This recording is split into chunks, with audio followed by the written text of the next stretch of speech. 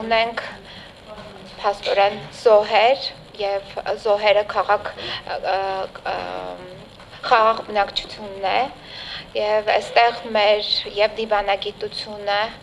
եւ զինված ուժերը եւ բոլորս անելիք ունենք այս ուղղությամբ եւ ցավալի է երբ փորձում են հավասարության նշան դնել Ադրբեջանի եւ Հայաստանի Հանրապետության իշխանությունների միջև, որովհետեւ այս պարագայում հասկանալի է, որ Հայաստանի Հանրապետության տարածքային ամբողջականությունը խախտված է եւ այստեղ ոչ թե Հայաստանի Հանրապետության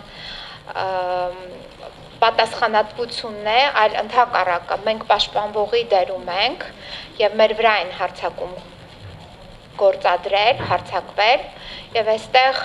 պարզ է, որ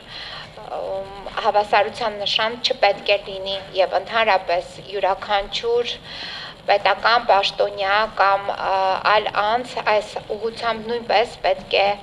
աշխատանք տանի, թե մեր սփյուռքի կառույցները նույնպես պետք է աշխատանք տանեն, որ Հայաստանի Հանրապետության վրա փաստորեն այսօր նորից տեղի է ունենում հարձակում Ադրբեջանի կողմից եւ մենք ուղղակի ստիպված ենք պաշտպանվել, որովհետեւ զոհ են դարձել խաղաղ բնակչության ներկայացուցիչները, այլ ոչ միայն զինված ուժերի ներկայացուցիչներն են զոհվում, այլ նաեւ խաղաղ բնակչությունը։ Եվ այս մասին մենք պետք է բոլոր ուղղություններով ահազանգենք։ Ներքին քաղաքական իրավիճակի վերաբերյալ պետք է ասեմ, որ Հայաստանի Հանրապետությունում այս պահին խորը եւ քաղաքական եւ տնտեսական ճգնաժամ է, որովհետեւ եթե չլիներ այսպիսի ճգնաժամ, ապա Սերժ Սարգսյանի կողմից նման նախաձեռնությամբ հանդես գալու հիմքերը չեն լինի, պարզ է, որ Սերժ Սարգսյանը փորձում է դառնալ այս սահմանադրական բարեփոխումներ կոչվածով բևեռի, ուժային բևեռի եւ քաղաքական, այսպես ասենք,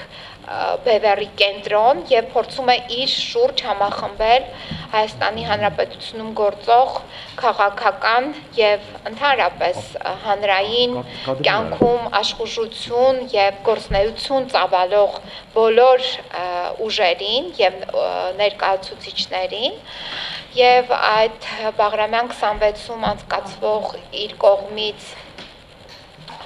այսպես ասած ֆոտոսեսիան հենց դրան էր միտված, որ ինքը փորձում է ասել, որ ինքն է այդ կենտրոնը, որի շուրջ պետք է տեղի է ունենում համախմբում հանրության կողմից, մինչդեռ այդպես չէ եւ խորհրդարանում ներկայացված քաղաքական ուժերը մերժում են Սերժ Սարգսյանի այդպիսի վարքագիծը եւ նաև հետամուտ են, որպեսզի տապալեն Սերժ Սարգսյանի կողմից այդ ապօրինի նախաձեռնությունը եւ ոչ միայն այդ միջանկյալ տապալման մասին է խոսքը, այլ ընդհանուր առմամբ ամբողջ եւ հանրապետական կուսակցության տապալում պետք է տեղի ունենա, որովհետեւ փաստացի իրենք են պատասխանատվություն կրողը այս տարիների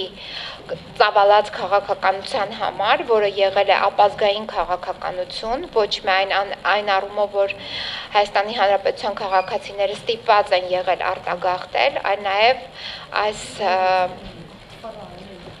տնտեսական եւ մնացած բոլոր ճգնաժամերը